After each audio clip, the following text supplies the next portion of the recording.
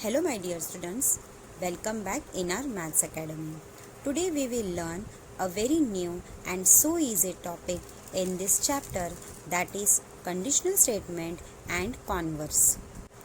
With some example, this will help to clear this concept and explain the proof of one theorem also. So be with me at the end of this lecture. This will help to solve the practice set 1.3. So let's start to learn. Students, just clear the new concept in this chapter is conditional statement and converse. Now, conditional statement means there is some condition which we follow that and we have to just converse that statement. Okay. So now just look at the definition. Any statement stated in the if-then form is said to be a conditional statement. Yes, means we have a one statement and that statement is located with if and then that statement is called a conditional statement. Clear? So we have some example, then only you clear this concept. First, you may remember that a statement which stated as if and then form, then that form is called as a conditional statement. Now, next one. The part of if-then form of a statement which follows if is called antecedent and that which follow then is called consequent.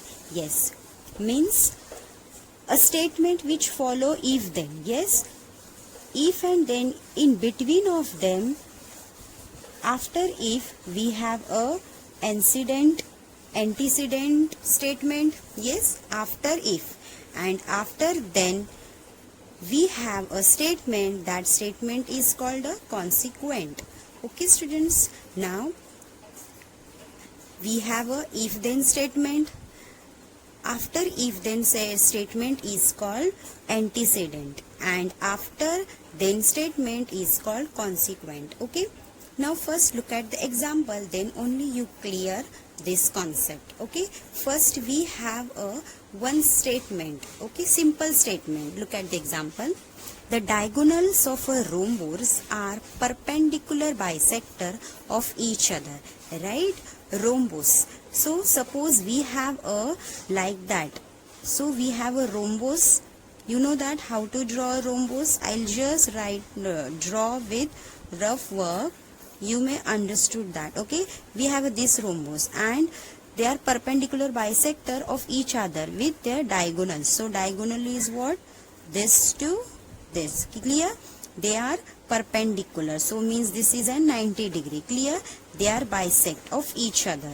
So this is the perpendicular bisect of each other and this is the rhombus figure.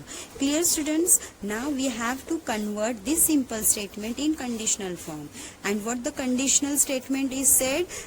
The statement which is form if and then form. Okay, so start with the if. Okay, if the given quadrilateral, why we can use quadrilateral? Because we have a four side. Okay, so that's why we can use a quadrilateral. Is a rhombus, now then its diagonals are perpendicular bisector of each other. Right, we have a if and then form, means this is an conditional form. Clear? Now look at this. What is antecedent and what is consequent? If. Now we have the given quadrilateral is a rhombus. This to this is antecedent. Clear? Now after then its diagonals are perpendicular bisect of each other. Now this is consequent. Clear students? Now this to this, it is antecedent. Clear? Now this to this, we have a consequent. Clear students? Now I hope you clear this concept of conditional statement and a converse. Students, look at the next definition of a converse part of conditional statement. A statement obtained by interchanging the antecedent and consequent is called the converse of the original statement. Yes. Now we have a statement. In statement, we are interchanging the antecedent and consequent. Antecedent means what? Given part, that is if, and consequent means the part to be proved, that is then part. Clear? So we have to interchange the statement is called the converse of the original statement. Okay? Now students, see the example, then you will clear what is the converse part, what is a converse definition. See the example, we have a one statement, the diagonals of a rectangles are congruent, right?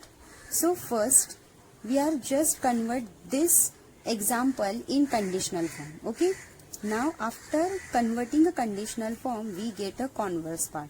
They told us interchanging. So this first part is a antecedent, means if part. Okay, if, and congruent is a then part. Clear? But we are interchanging these two part. Clear? So this then part before and this if part after. So how it is? Just look at here, converse part. If the diagonals of a quadrilaterals are congruent, right? Because they told us interchanging the antecedent and consequent. So we have to interchange.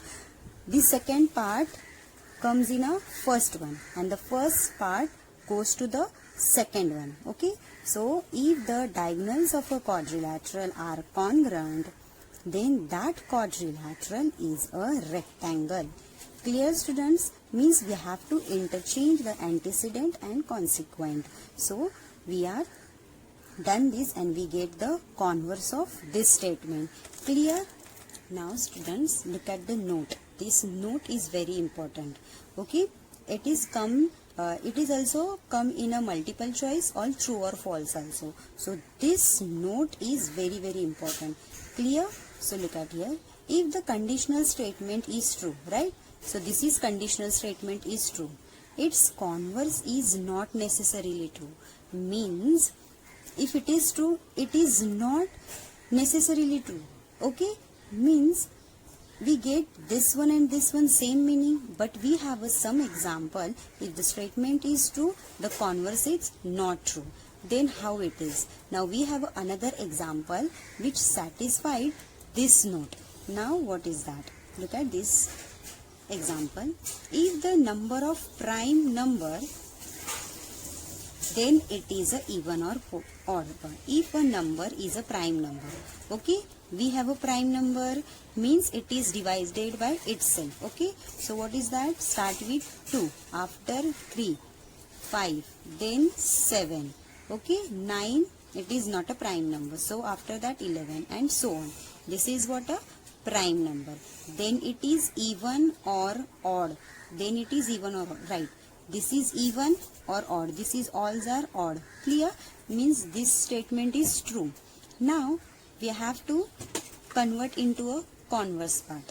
So it is true or not? Let's satisfy. If the number is even or odd, right?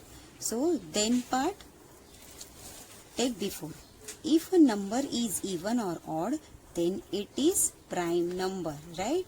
Now it is true or false, just verify that. Now we have a number which is even or odd.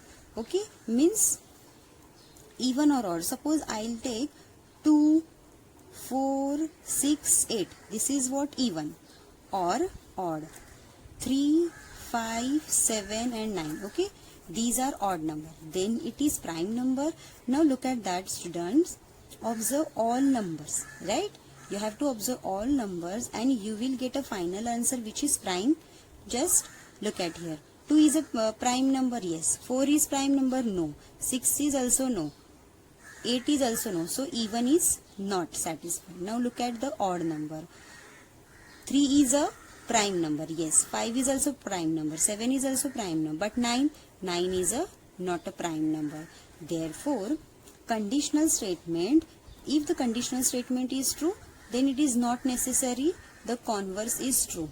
Clear? So This is how just explain with the help of this note. Clear? Always remember that, students. When we have a conditional statement, we can convert. We have convert, but we have a converse statement. It is not necessarily true. Some example which satisfied, but some example which is not satisfied. Clear, student? So, with the help of this concept, we have some example in our practice set. So, you just read this properly and write it down your notebook also. Students, let's learn the proof. What is proof? Where we use a proof in our statement, in our theorem also. So let's learn the definition of proof. So here, when we are going to prove that a conditional statement is true, right? When we going to prove the conditional statement. Now what is conditional statement? In conditional statement, we use if then form. Okay, so is true, it's like a antecedent is called a given part. So what is antecedent? Antecedent is a if. That statement is comes after if, and the consequent is that part after then. We use a then. Is called a part to be a proof. Right, student? Antecedent is an given part. Consequent is a part to be a proved. Okay, so this is the proof definition. So now we have two types of proof. First one is direct proof and second one is indirect proof. So with the help of this example, we clear the direct and indirect proof. So see here, students, in direct proof, the date on the calendar says that Diwali is tomorrow, so the Diwali is not today, right? So we have a calendar means आपल्याकडे calendar असतं. त्या calendar मध्ये जर दिवाळी उद्या असेल तर ती आज आपण सेलिब्रेट करणार नाही. समजलं तुम्हाला? तेच त्यांनी सांगितलं इन डायरेक्ट प्रूफ मध्ये आपल्या कॅलेंडर मध्ये जर दिवाळीची डेट उद्या असेल तर ती आज सेलिब्रेट आपण करू का? नाही. So simple. So this is a example of a direct proof. Now come to the indirect proof. If the Diwali was today, then there would be a celebration of people, but there's not. So it is not today, right? जर दिवाळी आज होती तर आपल्याला सगळीकडे celebration करताना दिसलं असतं, म्हणजे साजरा करताना सर्व दिसलेच असते. बट देअर इज नॉट, पण ती आहेच नाही, तर ती आज आपण सेलिब्रेट करणार का? नाही. म्हणजे इन इनडायरेक्ट प्रूफ मध्ये त्यांनी सांगितलं आहे जर दिवाळी आज होती तर ती सेलिब्रेट करताना आपल्याला दिसणारच, पण ती आहेच नाही तर आपण सेलिब्रेट करू का? कारण ती तर उद्या आहे. समजलं? म्हणजे हे इनडायरेक्ट प्रूफ मध्ये येतं. डायरेक्ट प्रूफ मध्ये काय असतं? कॅलेंडर मध्ये जर उद्या असेल तर ती आज आपण सेलिब्रेट करणार नाही. आणि इनडायरेक्ट प्रूफ मध्ये त्यांनी काय दिलेलं? जर दिवाळी आज होती तर ती सगळीकडे सेलिब्रेशन करताना दिसणारच, पण ती आहेच नाही तर ती करणार का आपण? नाही, कारण ती तर उद्या आहे, not a today. Clear students? So this two example we in proof. I hope students you clear the concept of proof. So with the help of this concept we start the practice set 1.3. Before starting practice set 1.3, in your textbook there is a theorem which is based on direct proof. So let's learn what is the theorem. So first look at the statement of that theorem. The opposite angles formed by two intersecting lines are of equal measure, right? In your 8th standard you will learn the what is opposite angles, their intersecting lines, and they are equal. So first we have to draw first figure. After that write down the given part. What is we have to prove that and start proving the theorem. Okay students, So first draw the figure with the help of pencil, but I'll draw the pen because it is not visible in video. Okay, so first draw the two lines which is intersecting with each others. Clear? So draw very carefully. So give the name of that two intersecting line, and this intersecting point give the name O. This line is AB. Clear? And this line is B, AB and CD. Clear? Now students, what they said, the opposite angles formed by two intersecting line. Okay, we have a two intersecting line and we have a two opposite angle, these two. I'll consider this two, you can consider this also. Okay, and we have to find out their equal measurement. Okay, now start writing what is the given part. First write down the given part. We have a line AB and line CD intersect at a point O such that we have a betweenness, such that A to O, O to B, this is first betweenness. Now we have a C to O, O to D.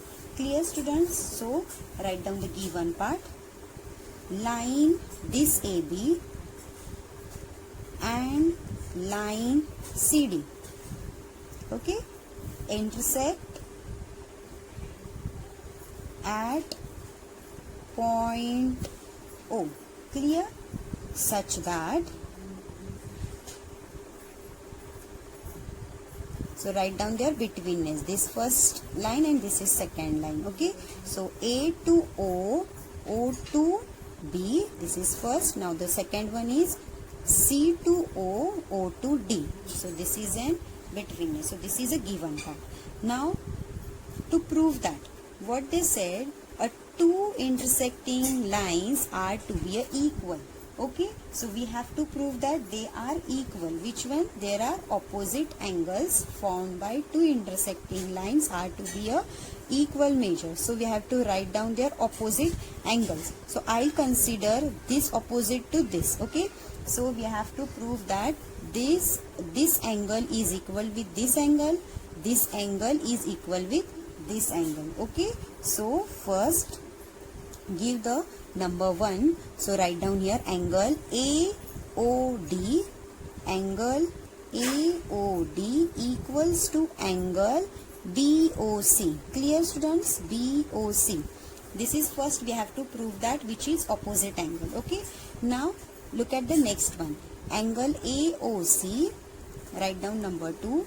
Angle AOC equals to angle BOD. BOD. Clear?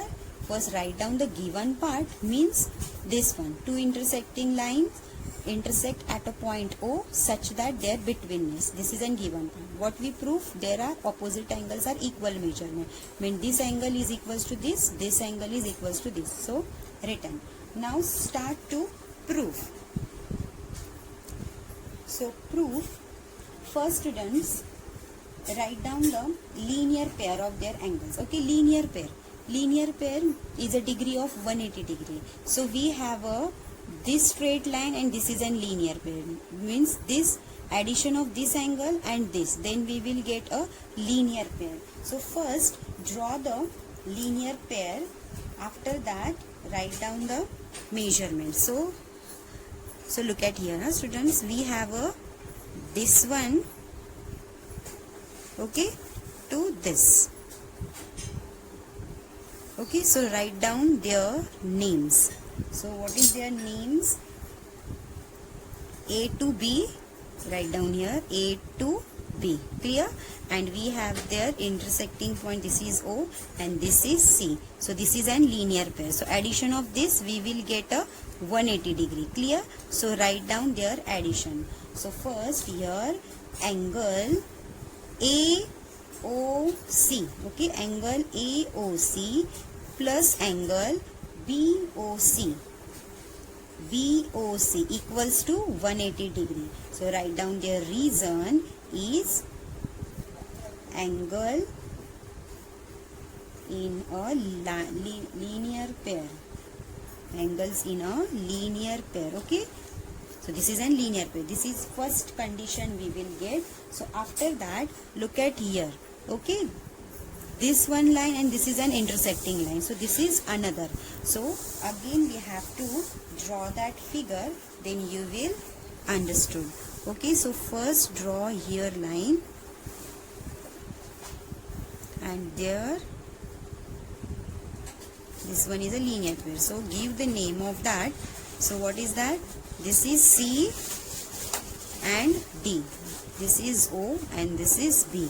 Okay. So again we get the another linear pair figure. So write down their addition. So first we have a angle BOC. Write down here BOC plus angle BOD. Angle BOD. Their addition is also 180 degree. Write down here degree notation. Okay. So what is the reason? That was an angle in a linear pair. Clear, students? Now give the equation number 1 and equation number 2. It is easy to understand. Equation number 1. This is equation number 2. Now with the help of 1 and 2 we will get their equality. Okay. So what is that? Write down this is equals to this. Okay, so angle AOC, this one AOC plus angle BOC. Clear? This equals to this one. Angle BOC plus angle BOD. Clear? Because this 180 are equal with each other and these are, therefore we get this one. So write down here from 1 and 2. Okay, from 1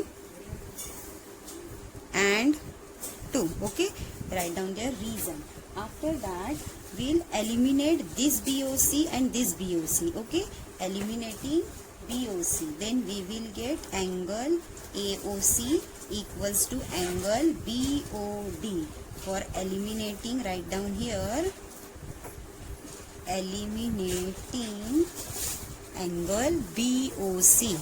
Angle BOC. Clear, students? Now already we are written here what we have to prove. Angle AOC equals to BOD. Look at that. We prove that this one. Angle AOC equals to BOD. Okay. So similarly we can prove that angle AOD equals to angle BOC. So write down here directly. Similarly we get angle AOD equals to angle BOC. Okay, student, in this way we have to find out this theorem. We prove this theorem, that is the opposite angles formed by two intersecting lines are of equal measurement. Students, in this way we complete this theorem. This theorem is already in your textbook also, but I am explaining in a simple way with the help of these two figures. So try to understand and solve this with your practice and don't mug up it. Clear, students? Students, I hope you clear this concept. Next lecture we will start the practice set 1.3. Till then, do practice, study well. Thank you.